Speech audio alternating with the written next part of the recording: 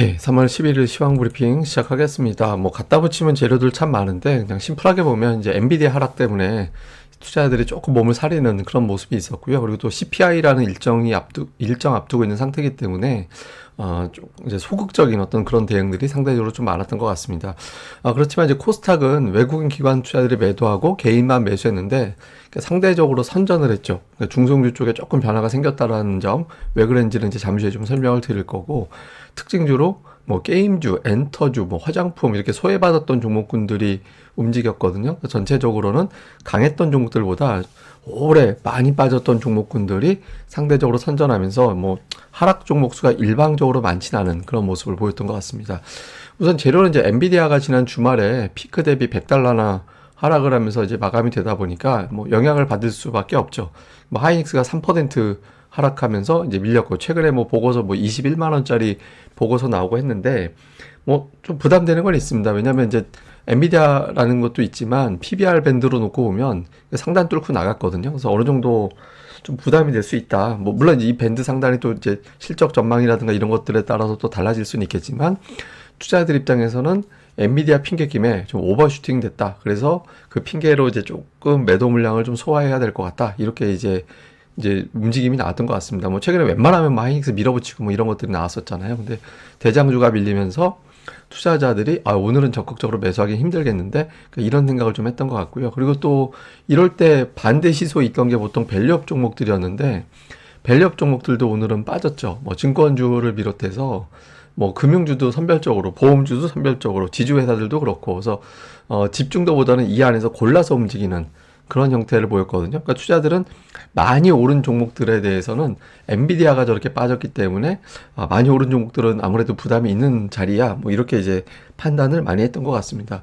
그러면 이제 어느 종목이 올라갔느냐, 시장에서는 이제 조금 아마 이 안에서 시소 게임을 벌일 것 같아요. 왜냐하면 투자자들의 판단이 지지선은 아직은 버티고 있거든요. 뭐 코스피 지수 같은 경우는 제가 200주선 되게 중요하다라고 오늘 아침 방송에서 말씀을 드렸는데, 200주선은 아직까지는 좀 여유가 있거든요. 그래서 추세가 깨진 게 아니기 때문에 이제 이 종목 샀다 저 종목 샀다가 또 오락가락할 가능성이 높고, 코스닥도 오늘 200주선 지난주에 힘들게 돌파가 돼 있는 상태인데 또 그 선에서 버텨냈잖아요. 그게 왜 그러냐면 코스닥이 상대적으로 더 하락 종목 수가 그동안 많았고 더 많이 부진했잖아요. 참고로 올해 지난주까지 코스닥 지수는 플러스인데 연간 기준으로, 근데 하락 종목 수가 2배 더 많거든요. 연간 마이너스 수익률인 상태 종목이 2배 더 많죠. 그러니까 이럴 때는 좀 소외된 종목군들이 한번 살짝 반등해도 괜찮을 것 같다, 이렇게 판단을 한 것 같아요. 왜 그러냐면 이제 삼성전자 같은 이런 대장주들이 힘있게 밀어붙이지 못하고 버티는 힘을 만들어주지 못했잖아요. 이게 이번 주 내에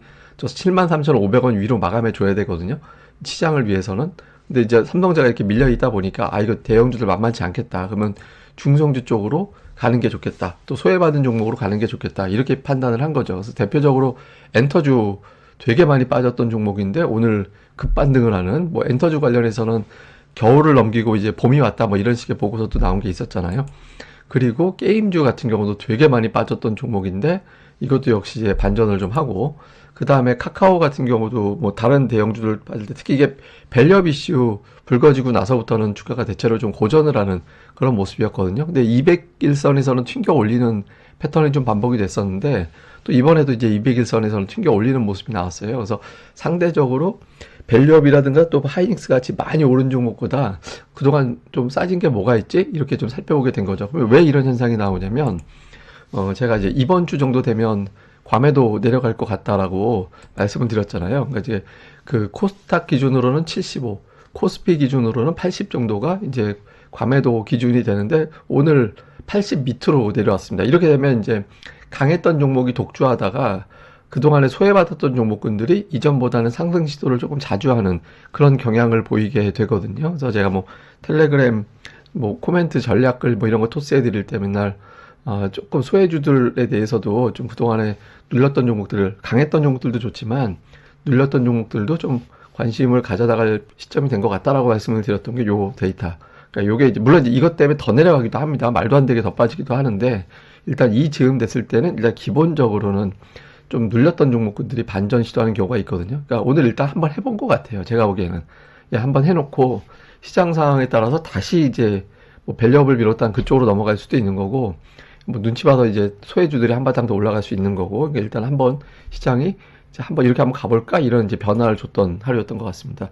그러니까 수급에서는 양시장 다 개인들이 매수하는 형태를 보였는데, 그러니까 외국인들은 이렇게 특별하게 특징적인 건 없는데, 다만 시가총액 상위 종목 대부분 다 왼쪽 매도 쪽에 포진해 있었어요. 그리고 이제 매수 쪽은 업종의 특별한 어떤 특징 이런 것들은 별로 없었던 것 같습니다. 그래서 뭐 그냥 중공업 관련된 종목군들이 좀 일부 포진한 정도, 예, 뭐 그 정도밖에 없었고, 매도 쪽은 뭐 시가총액 상위 종목이었고, 그다음에 기관도 뭐 ETF 뭐 이런 것들을 좀 빼놓고 보면 좀 뭐 두산 에너빌리티 같은 경우는 양쪽에 다 매수가 잡혀 있죠. 근데 삼성전자, 하이닉스 같은 이런 종목, 자동차, 전차 군단, 방산주, 그동안에 지난주까지 제가 이제 외국인들이 되게 많이 산 종목이 밸류업, 방산, 전차 이런 쪽이라고 했는데, 이제 이쪽을 오히려 기관들은 좀 파는. 근데 원래 기관들은 이제 샀다 팔았다 반복되는 거라 저게 뭐 본격적인 매도라고 보기는 어렵지만 이제 그런 경향을 좀 보였고요.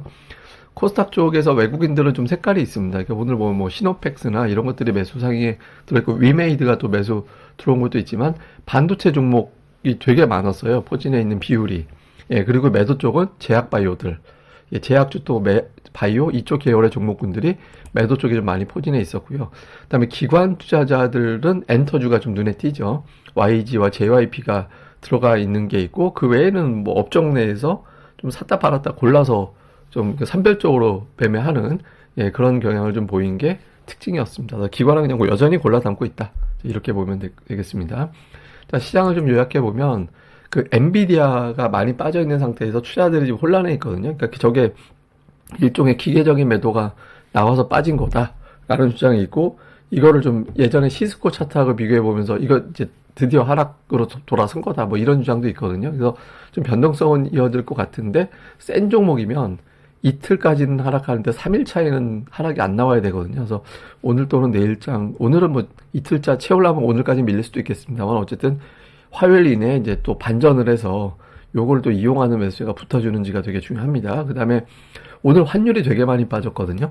예, 오늘 지수하고 외국인 수급을 감안해 볼 때 환율이 되게 많이 빠졌잖아요. 그러니까 이제 여기서 근데 환율이 달러 인덱스가 여기서 또 올라가 버리면 이제 환율이 변동성이 커지는 게 오히려 외국인들은 더 나쁩니다. 외국인들한테는 일관성 있게 움직이는 게 좋거든요. 고정이 되는 게 제일 낫고 흘러내리는 게 더 좋고 뭐 이런 식인데, 어쨌든 금리가 4.1% 넘기지 않으면서 3% 후반 쪽으로 자꾸 흘러내려가는 모습을 보여주는 게 좋거든요. 그래서 이런 구도, 그다음에 이제 중소형주하고 소외주들 움직임, 아직까지는 하락 종목이 더 많긴 합니다만은 최근 들어서 유형하고 좀 달라진 게 하락 종목이 엄청나게 많지는 않았거든요. 좀 소외주들이 반등 시도하는 그런 모습이 나올 수 있다라는 거죠. 그래서 이런 것들을 볼 필요가 있고, 뭐 오늘 장에서 게임엔터 화장품 올라가는데, 제가 앞서 표현드린 대로 제가 밸류업은 이제 종목별 장세로 바뀔 것 같다라고 말씀드렸잖아요. 그러니까 이게 자금이 분산돼서 나왔다는 얘기라서, 근데 이 자금이 한 방에 어디로 쭉 밀려 들어가는 게 아니라 한 번씩 간을 보는 단계에 갔거든요. 그래서 뭐 지난주하고 좀 달라졌잖아요. 그래서 요 간을 보다가 이제 어느 순간에서부터는 정착을 좀 할 겁니다. 제가 보기에는 금리가 4%대 후반으로 가느냐, 4%대 이제 초반에 유지가 되느냐에 따라서 올라가는 종목군들이 좀 달라질 것 같거든요. 그래서 그 흐름에 따라서 이제 일단 오늘은 좀 종목들이 바뀌었다, 소외주들로. 예, 이런 특성이 있었던 것 같습니다. 자, 그 다음에는, 이건 제가 이제 나중에 말씀드릴게요. 그러니까 지금 단계에서는 꼭 필요한 정보는 아닌 것 같아서, 이거는 이제 뭐냐면, 외국인들이 매도를 하는 날이 빈번해졌거든요. 4일 중에 3일 매도를 했잖아요. 그래서, 이거 외국인들이 매도로 바뀌는 건가? 라는 걱정이 될 수도 있는데, 아직까지 신호가 명백하지는 않습니다. 이게 왜 그러냐면, 오늘 외국인들의 매수와 매도의 비중이 25.88%, 24.64%밖에 안 됐거든요. 이게 무슨 얘기냐면, 매도를 많이 해서 순매도가 아니라 매수를 줄여서 순매도가 잡힌 거예요. 예, 그래서 아직까지는 외국인들이 이제 매도를 하는 건 아닌데, 제가 이걸 뭐 안심하라고 말씀드리는 게 아니라, 향후에 외국인들의 매도 비중이 30%막 초반육만 훌쩍 넘어가면서 매도 규모가 커지면 변심한 겁니다. 예, 그때 되면 대형주들 굉장히 어려워질 수 있거든요. 그래서 좀 매매뿐만 아니라 이 비중을 좀 보면서 외국인들이 매도 의지가 생긴 건지, 아니면 이제 매수를 좀 후퇴시켜서 좀 관망하고 있는 건지, 이거에 따라서 전략이 달라지거든요. 일단 좀 관망 쪽에 가까운데, 혹시 주중에 어떤 좀 매도의 비중이 커지기 시작하면 제가 또 그 내용도 정리해서 드리도록 하겠습니다. 예, 그럼 오늘 하루 또 잘 보내시고요. 저는 또 다음에 뵙겠습니다. 감사합니다. 이 방송 구독하기, 좋아요 꼭 부탁드립니다.